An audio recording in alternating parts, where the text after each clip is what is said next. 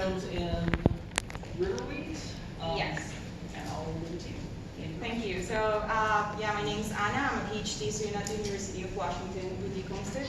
And today I'm going to talk about a collaborative project. So, this is a collaboration with people, Ruhfel, Philbrick, and other people that have been working with Podostemaceae. And so what we did is, I particularly want to refer to Ruhfel and Philbrick. Right now, they have an ongoing effort into building a large-scale phylogeny using plasma data. And so we're just people working with Podostemaceae and gathering data for different reasons and decided to come up with this. So yesterday, I gave a talk on my rat-safe data trying to do phylogenetics and species limitation in this group. And I would say this project was conceived, developed, and written in between iPirate assemblies. And it was recently published and accepted for publication in Frontiers in Plant Science. So I'm going to start mentioning what we always or are listening or hearing all the time, and is that next generation sequencing data made it fast, easy, affordable, and quick to obtain whole genome data. But in addition to that, we also know that the plastids are in high copy number in the cells. So even sequencing at a low depth, a whole genome, nuclear genome, we could obtain full plastomes. And that's what we did. We had genome scheming data for different species of Podostemaceae and decided to learn a little bit about this group. And so the Podostemaceae are in the order of Malpighiales, and we heard in other talks a little bit about some families in Malpighiales. They're a very morphologically and ecologically diverse group. So there's the mangroves, Ruhfel, the Violaceae, which by themselves are trees or shrubs, and syndrome sports that are also very diverse.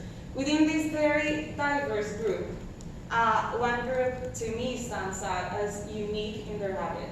And so they, unlike any other angiosperm group except Hydrostracaceae that are restricted to the southern part of Africa, they live in fast-flowing water ecosystems like river rapids and waterfalls. And these extreme conditions that these plants live in have resulted in highly modified morphologies that make taxonomic classification difficult. And so they live most of the time completely submerged. They look like algae attached to rocks. And they have, I don't know how to use it, let me see. They have highly dissected leaves, some species. Some of them have these laminar leaves, simple leaves, and then you can see some very small flowers here. So they only exist in tropical regions, and as the water level drops, they start producing flowers that project above the water surface. And here are some fruits here. So they're very phenotypically plastic and, in terms of the vegetative morphology. And when it comes to the flowers, they're small, they have very reduced sepals, and they have stamens that vary in terms of their number and color throughout the distribution of the species. Here's another example of other types of flowers. And then the fruits are dry capsules, and actually the morphology associated with capsules is what is being used most in the taxonomical treatment. However, there's just very few characters to work with, and so it's taxonomically, they're difficult to assess. And so I started with this premise yesterday, and I'm going to start with it again. Now, and it's that genomic data, because of the difficulty in understanding the morphology of this group, serves as a tool to gain insight in the biology and evolution of this group.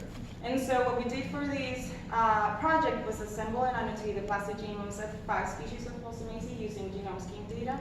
And then we analyzed our data in a comparative framework within the order to understand a little bit about the structure of the plastomes, but also, in particularly, we wanted to examine sequence divergence and test relationships within the family and within the order.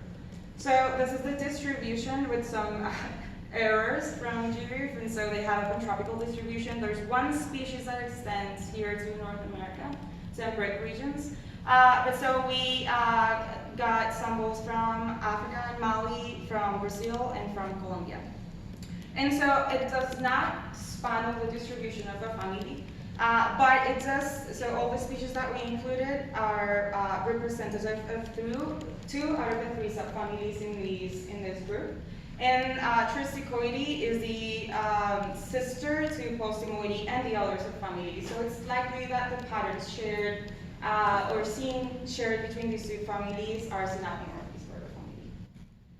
So what we did is we obtained these consensus sequences for the plasm using the backgrounded organelle, which has been used for other studies of this similar sort, but we wanted to validate the results from get organelle using de novo assembly in genomes.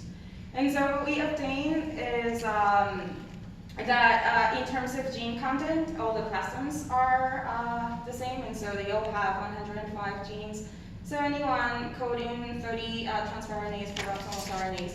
And they are among the smallest plasms in Malpighiales, but this is not to say that they're small. This is that Malpighiales are larger than these ones.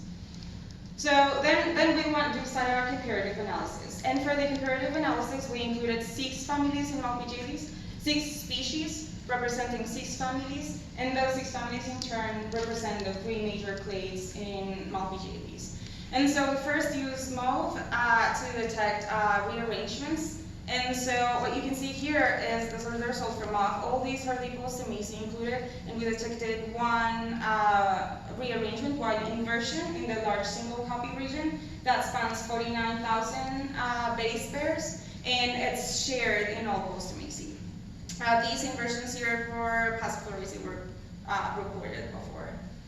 And so then after we detected that inversion, we wanted to look at the gene content. So these are results from MVSTA, which is a global alignment tool, and then it gives information on sequence similarity that here, this goes from 50% to 100%, and it shows that across different windows. So, and it uses a reference, and so that reference in this case I use Clusiaceae. A species in Clusiaceae, Garcinia mangostana. And so what you see in purple are exons, in blue are introns, and in red are intergenic regions. And the inverted repeats are also here. So let me first highlight where the Podostemaceae are, here and here. And then now I want to highlight the things that we found that are missing. So we found 5 genes that are either missing or pseudogenized. Some of those have been repeatedly lost in Malpighiales and in plant plants in general, and they're thought to be transferred, or the explanation is that they've been transferred to the nucleus. But I want to highlight specifically the open breeding frames YCF1 and YCF2, because those have been missing, or they're fairly conserved in autotrophic lineages. In parasitic plants, they've been lost, but there's very few instances reported of these two genes being pseudogenized or reduced in autotrophic lineages. So this is one of those few cases. It's completely lost in Poaceae, and this is one of the cases. We don't know what the mechanisms for that is. But this is one of the results that to me was most interesting. So then we built a phylogeny using the full plasm data. And so here I want to show you, these are the Podostemaceae here, and it is concordant with previous phylogenetic work in the family, where Postemoideae are monophyletic and Tristicoideae is the earliest divergent subfamily in this group. And here I'm mapping that inversion, just to say like this inversion might be of systematic relevance, but we will need to sample, of course, a lot more to confirm this.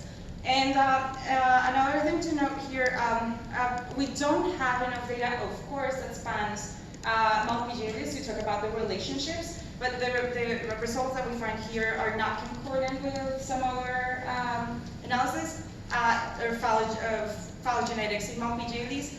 However, well, so yeah, we can't say much about it, but I do want to reiterate what has been said before in terms of these order, and is that the deep nodes in Malpighiales have been difficult to resolve. But I do want to notice something that I really like, and is if you look from the tips of this phylogeny up to the common ancestor of Malpighiales, the branch lengths in Podostemaceae are much, much longer than the branch lengths in any other lineage in Malpighiales, suggesting maybe accelerated rates of evolution in this group of plants. And we believe that, so these plants live attached to rocks and then depend on the water level, so they're annuals that die in the dry season and then germinate with the onset of the wet season.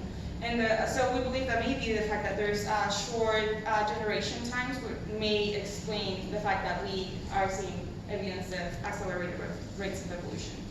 And this is really interesting because I was talking about Hydrostachys, that is this other group that shares the same habit as Podostemaceae, and this is a phylogeny using chloroplast data. And what you can see is that Hydrostachys also has these very, very, very long branches compared to the rest. This is in the Cornelius. So really, really long branches. So it might be coincident, but it might be that the habit of this plant has to do with the fact that they have these long branches and perhaps accelerated rates of evolution. So the conclusion is the plasms in Podostemaceae are among the smallest in Malpighiales, not small like within the whole industry. Group, and I didn't talk about this, but we make the case that, or we found evidence that this is because of gene loss, reduction in size of the inverted repeats, and intergenic region variation. We found an inversion in the laryngeal copy region that could be of systematic relevance. We report genosis and pseudogenization, and we find evidence indicative of faster rates of evolution in this group, and we also find conflict in reconstruction in deep nodes in Malpighiales. With that, I'd like to thank my funding sources, the University of Washington, that has supported me through different awards. The Olmstead Lab, like past members and current members, and my advisor, of course, and the collaborators on this project, and thank you all for being here.